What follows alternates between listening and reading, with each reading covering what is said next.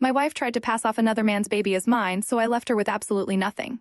I, 37 male, and my wife, 37 female, have been together for about 15 years, married for 10 of those. Back during the days when we were still dating, we were really big on children. I had a lot of siblings growing up, most of them younger than me, and I've always been great with kids. My wife has also always pictured a family with 3 or 4 children since she was young, so we were well in sync on that. Unfortunately, as you grow older, you realize that everything doesn't always go the way you want it to. After we got married about 10 years ago, that quickly became clear. We had dated for about 5 years, so we never felt the need to take our time with anything. We went straight to trying to conceive, but it just didn't work for us, which was very sad. When I say that we tried everything, I really mean it, even things that you normally know wouldn't work. But we were so desperate for a baby, so you really can't blame us for going all the way. Well, here's a bit of a spoiler alert. It's been 10 years, and we don't have a baby yet. That's a major part of what I'm writing this for, as you'll soon realize.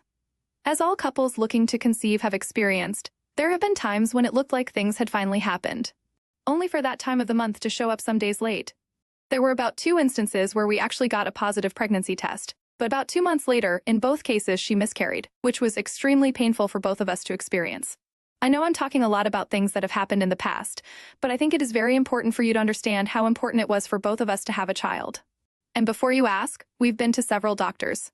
I've had my man juice tested more times than I'd like to admit, and yes, my little swimmers passed with flying colors.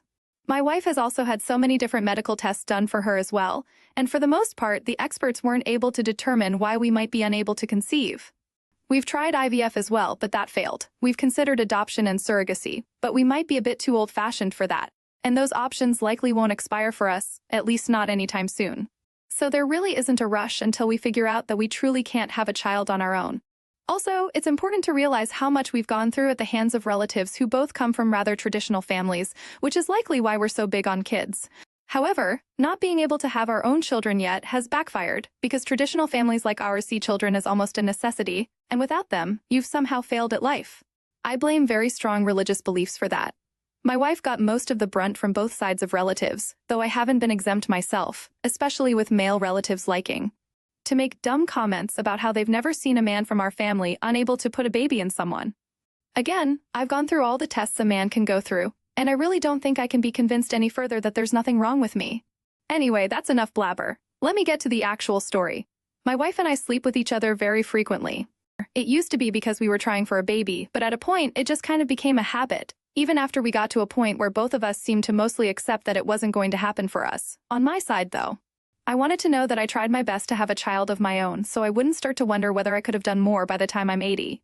So, since we do the deed so often, there's really no room for me to suspect foul play. On the rare occasion that we think she's pregnant, this time around, she missed her period and we started to get excited.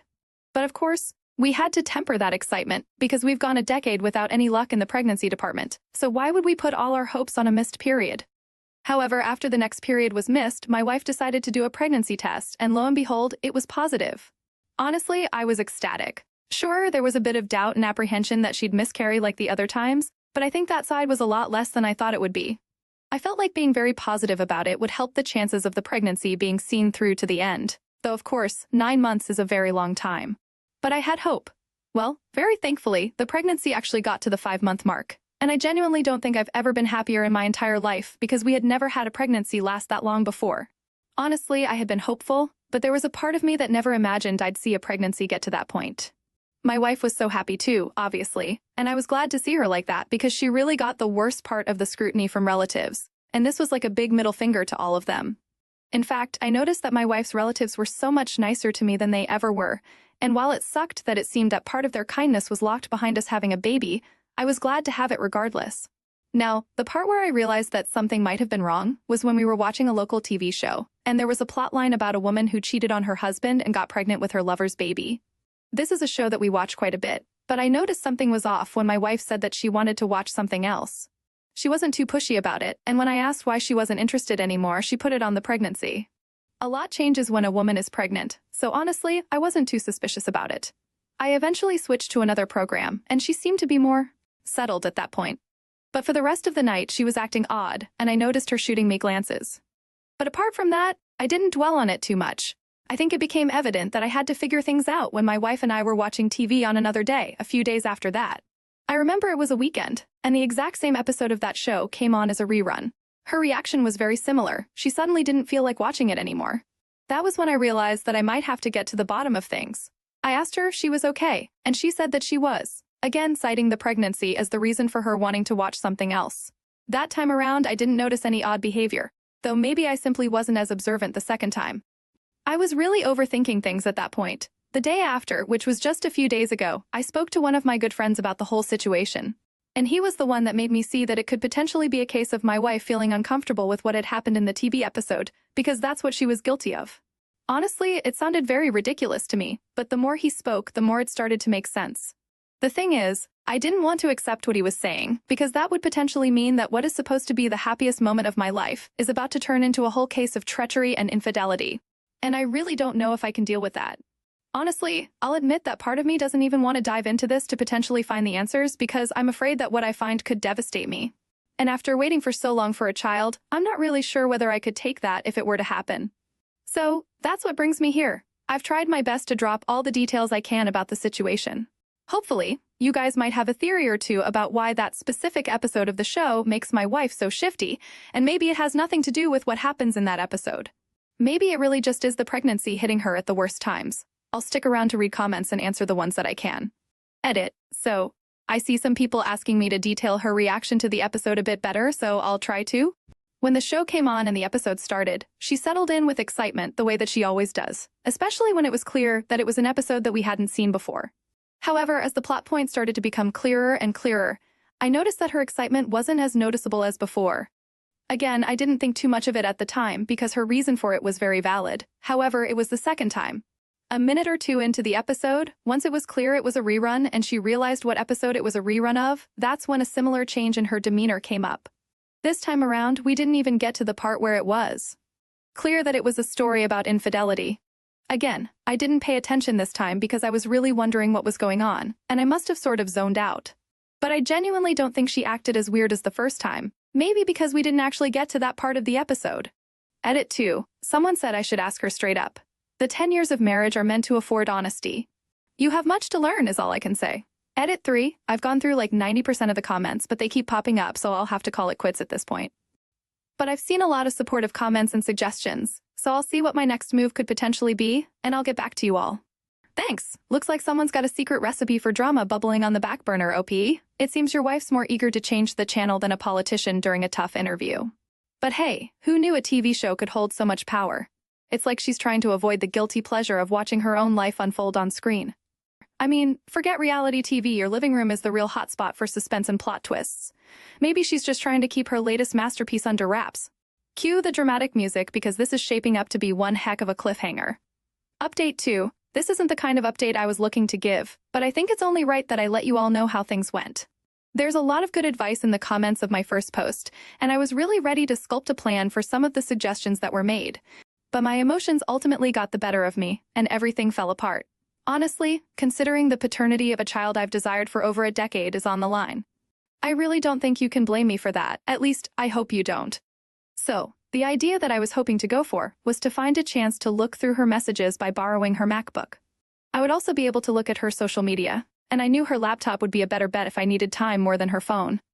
I was trying to figure out how to make an excuse for why I couldn't use my own laptop, but honestly, I didn't get a chance to get that far. My wife and I have usually been truthful to each other, and all the emotional stress I was going through overthinking the situation made me finally ask her straight up. Looking back, I realize how utterly stupid that was, and I keep beating myself up over it. But the way my mind was back then, I just needed to get the weight off and find the truth. So yes, I asked her straight up. I think the way it came out of my mouth was something like, why were things different this time? We didn't do anything different, so why did it work this time? I know the test said there was nothing wrong with me, but I've been overthinking whether the baby is mine. Needless to say, she flipped out. I started trying to calm her down because I was very concerned about her fury not affecting the baby, but obviously, I had just accused her of cheating on me and trying to pass someone else's baby on me, so even I can say it was justified. I feel like complete crap every time I replay how things went. Honestly, it was very unpleasant. Eventually, she calmed down, but she told me that I couldn't stay at home that day. Again, I felt like it was justified, and I think from her reaction and how genuine it seemed to me that I actually messed up. It has to be my baby at this point. I really hope that I'll be able to get her to forgive me. There's only one thing that makes me feel a bit uncertain, though. As I was grabbing a few things that I'd need to spend the night somewhere else, I heard her on the phone talking to someone in hushed tones. The problem is, I don't know who it was, and I couldn't hear a word. I just know there was whispering going on. By the time I went back to the room she was in, she wasn't on the call anymore. That part is making my paranoia kick in, but I saw where that took me the last time. So I'm really trying to wash it out of my head and not think too much of it. Honestly, this happened 2 days ago. This is my second night out of the house, and I decided that I might as well write this all here as a way of letting my emotions escape. I'm looking forward to what you all have to say about the situation, though I'm afraid your input may eventually lead to even more overthinking. I can handle it though, I hope. Let it rip, pending whenever my wife will let me back home. Edit, this is what I was afraid of. Someone said that her anger was simply good acting, and maybe being kicked out of the house is a ploy for my pregnant wife to move her lover in for a few days and roam around. I don't know why, but I think that is very unlikely, well, the move-in part, at least, because now I'm overthinking whether she's now more openly engaging with him since I'm nowhere around. The situation isn't fun. Edit 2. Okay, so the general consensus is that her episode of rage doesn't necessarily mean that she's innocent. Apparently, I'm too trusting. Though she's my wife, so I should trust her to some degree, right? I do see the point everyone is making. I had a cheating partner when I was much younger, and gaslighting comes easy to them. So I think I'm going to agree that I was too quick to accept her anger as the answer that I was looking for. Edit 3. So this might be a bit of a longer edit, but it should be the last one for now. I'm back at home, though it took a total of 4 days for me to be let back in. I'm back now, though, and that's what matters. There was a whole period of awkwardness, but things sort of got back to normal relatively quickly. Almost as soon as they did, I decided to use my brain this time and keep my emotions under wraps. I decided to go through with the laptop plan that I had, and I actually got her to hand the laptop to me, apparently with no suspicion. The problem is I found nothing. There wasn't a single suspicious person in her messages, and trust me, I went deep through the messages of the people who were unfamiliar to me. I checked her Facebook too, but I couldn't check her Instagram because it wasn't logged in on her computer, so I couldn't take a look at that. But honestly, there didn't seem to be anything amiss. The only thing of note was that she seemed to talk quite often with a guy called Ryan, but I dug through her messages and found nothing even remotely inappropriate. Again, I may be overthinking things, but now I'm wondering whether things were too clean. Maybe she got rid of everything close to inappropriate between her and Ryan. The thing is, I know there's no way for me to prove my theory unless she slips up, so for now, I'll just keep observing. But I just want to say I really want to be proven wrong. I don't know if I can take the heartbreak of being on the cusp of becoming a father and having that taken from me. I'm scared of what I'll become if it happens. Hopefully it doesn't. I really hope it doesn't. First off, kudos for trying to be all sneaky with the laptop plan. But let's be real here. Trying to play detective in your own marriage is like trying to juggle flaming swords while riding a unicycle. It's bound to end in disaster. And speaking of disaster, let's talk about that awkward 4-day hiatus from home. I'm guessing it felt less like a romantic getaway and more like an extended episode of Survivor Marriage Edition. But hey, you made it back in one piece, so that's something, right? Now, about this whole Ryan situation sounds like a real nail-biter. I mean, who knows? Maybe Ryan's just a really good listener who happens to share your wife's love of cat videos and conspiracy theories. Although, that's highly unlikely. I think you know exactly who Ryan is. Update 3, again, I've messed up big time, and I don't even know who to blame beyond myself, honestly. It was another case of me starting to lose my mind because of the uncertainty of the entire situation. I'm the kind of person who, when feeling like there's a 10% probability of something being a lie, starts to get paranoid and overanalyze that 10% until I can get a solid answer. At this point, once I started to doubt that the child was mine, that was when things started to go to crap. I'd blame my friend who suggested the scenario first, but most of you agreed with his assessment of the situation, so I suppose I was just too dumb to see it myself. Anyway, I'll cut to the chase and say that I ended up talking with my wife regarding the situation again. I knew it could potentially end horribly, so I started the entire conversation trying to paint my emotions in a way where she'd understand that I wasn't accusing her outright. I just needed the reassurance at this point. True honesty wasn't enough for me, so I needed conclusive evidence so I could go back to living my life normally. Boys, I asked her to do a DNA test. Big flipping mistake. We sat in the living room, and after I explained everything, to which she quietly listened and didn't explode like the last time, I suggested that she'd go for an uterine DNA test. I had done some reading, and I realized that I didn't even need to wait for the baby to be born before it could be made certain whether I was the father. All it would take was a blood sample, and I told her all of this. She listened in absolute silence and didn't say a word until I asked, "What do you think?" Yeah, it didn't go well. She simply stood up without a word and went into our bedroom. From the sound of things, I knew that she was packing clothes. A DNA test is probably never going to be an easy thing for a man to ask a woman to get. I don't know whether there's a trick to it, but I suppose a happy marriage might be shaken heavily by a paternity test request.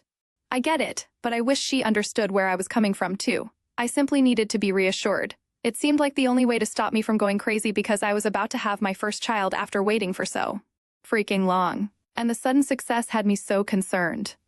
I know how stupid it sounds and how unfair it is to her, but that means that there was no way to get what I really wanted after so long that I wouldn't have been suspicious of her. Maybe things just finally clicked and all the stars were aligned right, but I still needed the reassurance. I know it makes me an insecure guy. I've told myself that already. She eventually left the house. I tried to stop her, but she just wordlessly held a hand in my face, and I just let her go. I felt so defeated because even an idiot could have told you that crap wouldn't have ended well, but it was such an impulsive thing. Anyway, she's walked out on me, and she's not picking up my phone calls. It's been a week already. I've been able to speak to her sister, with whom she's currently living, so I know she's fine, and I know where she is. Her entire family hates me now and has spent every brief opportunity since cursing me out. The part that hurts the most is that I'm finally about to have a baby, and I have soured the entire thing. She told me that she wants a divorce over text, and I haven't had the guts to reply. I'm in no rush to pursue that. And I doubt I'm going to be served at any point before the baby is born because that's the last thing you want to waste money on with a baby on the way. So yeah, if you were hoping for an update where I came out justified and validated, having realized she was cheating on me with her fitness instructor, this isn't one of those stories. All I can really say as the moral of the story is to think before you do rash things like I did, or maybe try and find other means to find the truth. When I didn't see anything on her phone, I should have known there was nothing to be found. That's it for me. I mean, asking for a DNA test is like bringing a sledgehammer to a game of Jenga. Sure, you might get some answers, but you're also guaranteed to bring the whole dang tower crashing down. And from the sound of it, your tower of marital bliss is now in ruins. But I feel like your wife lit that fuse a long time ago. And speaking of regret, let's talk about the text message bombshell, "I want a divorce." Ouch. It's like your life turned into a country song overnight, complete with heartache, misery, and a choir of disapproving in-laws. But then again, why would your wife want a divorce unless she had someone to take care of her, and whoever's baby that is? Update 4. I can't believe that I'm back here posting. It has been about a year since my last update. I came here with a story about finally conceiving with my wife, after trying for over 10 years. I basically accused her of cheating because I felt like some minute signs were pointing to infidelity. And I overthought my way into a separation. There's a huge update and conclusion to this story, and honestly, I myself cannot believe how much things have been flipped upside down. There's some benefit to overthinking, to be honest, but I can't say I'm entirely happy with how things have turned out. Here it is. My wife and I remained separated until the baby was born. It was very bittersweet for me because I was so overjoyed to finally have my baby in my arms. But I knew that custody would soon start being a problem because that divorce was eventually going to come. I also hated the fact that I always wanted to give my child an amazing, wholesome family, but things were going to be split from the very start. That part felt like crap.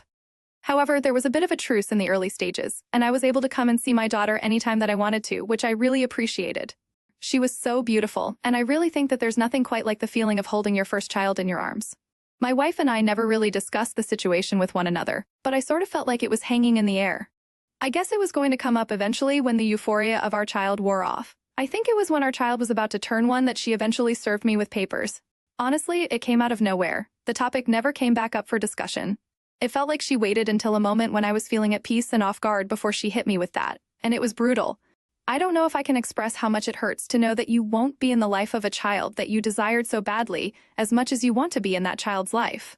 Imagine needing to fight over holidays and weekends and all that kind of crap. I was not looking forward to that at all, and I was imagining the effect that it was potentially going to have on my child at a point.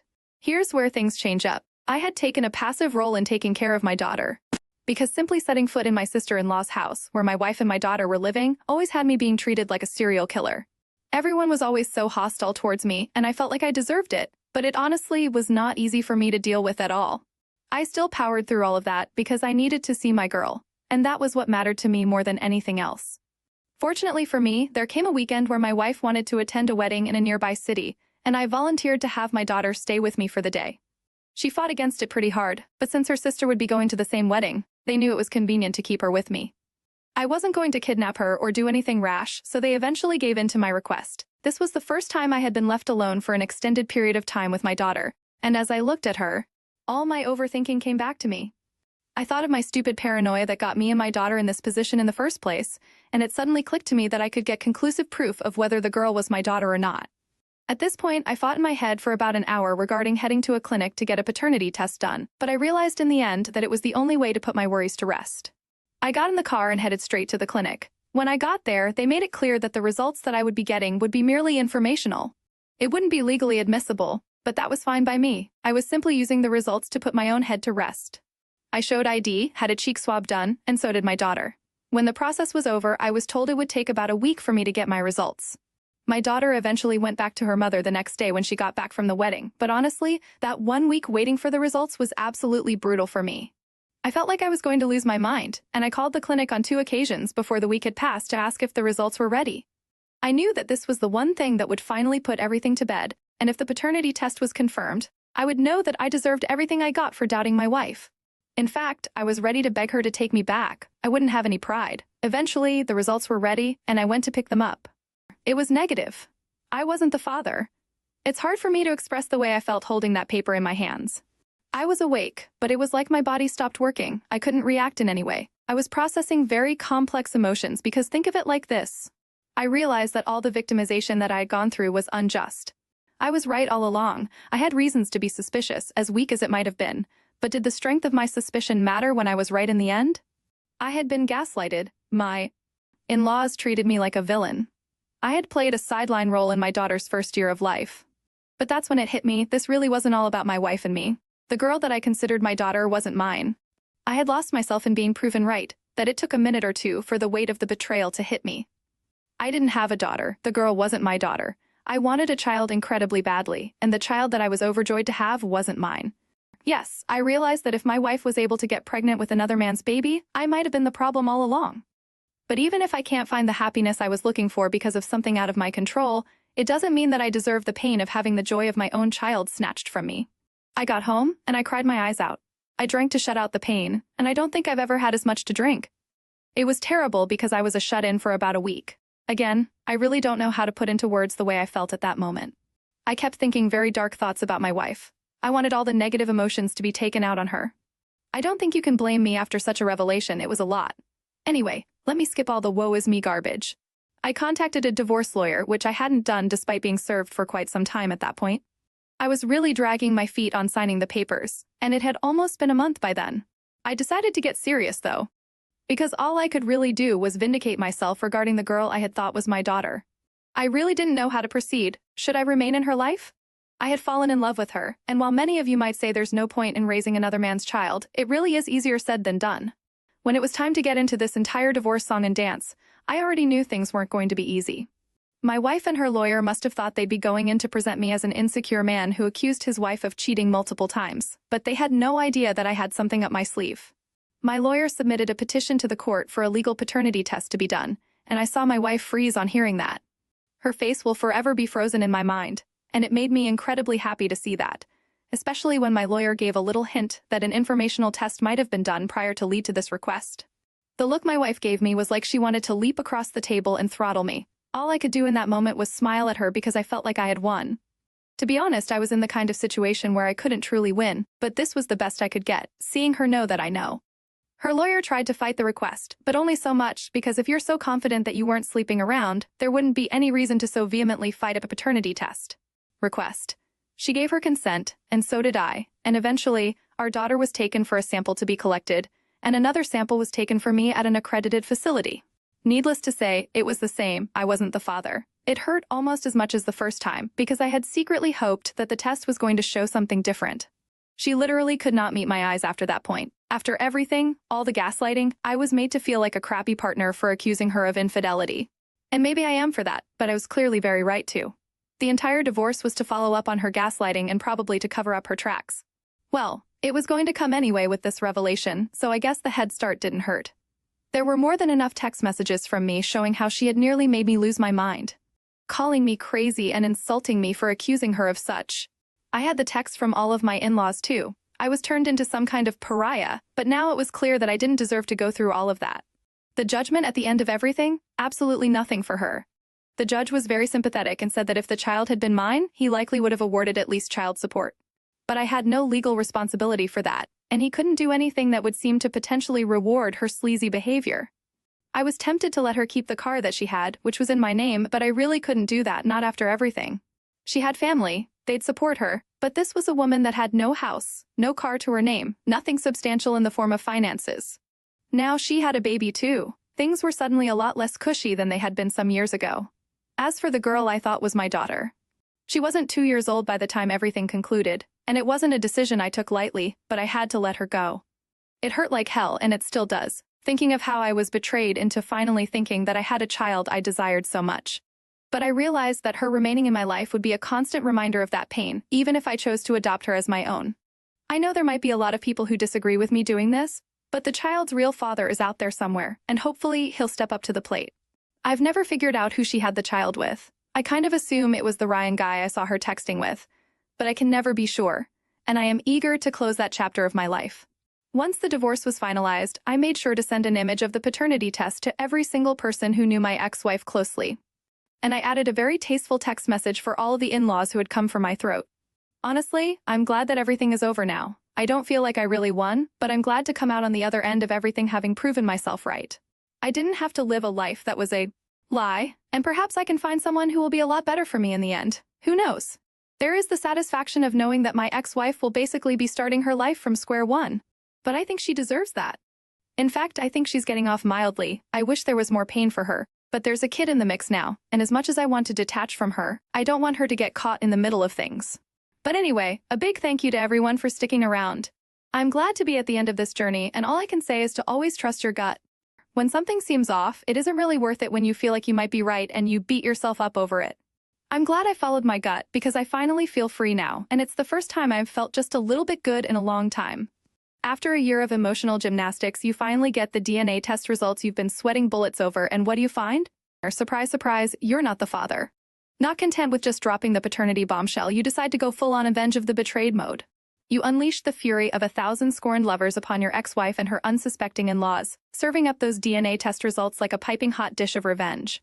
Ah, you gotta love it. But hey, at least you can rest easy knowing you've finally proven yourself right, because nothing says victory like being vindicated in the eyes of your ex's entire social circle, am I right? Here's to trusting your gut, even when it leads you down the darkest, most twisted paths imaginable.